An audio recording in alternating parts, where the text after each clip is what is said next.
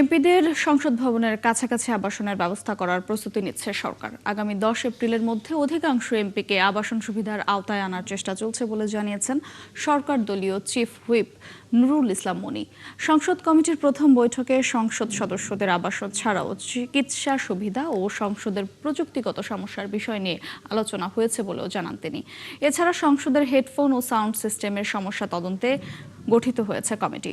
এজন্য বুয়েটের বিশেষজ্ঞ দল কাজ করবে বলেও জানান তিনি। এছাড়া সংসদ সদস্যদের চিকিৎসা সুবিধা উন্নত করতে অ্যাম্বুলেন্সে কার্ডিয়াক সরঞ্জাম রাখার সিদ্ধান্ত হয়েছে।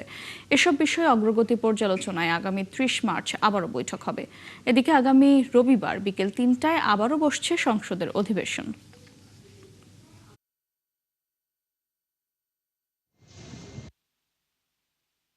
মাননীয় সংসদ সদস্যদের জন্য কোথায় থাকবেন এবং চিকিৎসা ফ্যাসিলিটিস এই বিষয় নিয়ে আলোচনা করেছে। এমপি সাহেবদের কাজের সুবিধার জন্য, বিজনেসের সুবিধার জন্য কাছাকাছি থাকা দরকার, কারণ অনেক সময় যানজটের কারণে তারা সময় মতো আসতে পারেন না, পার্লামেন্টের মূল টাইমটা লস হয় সেই কারণে।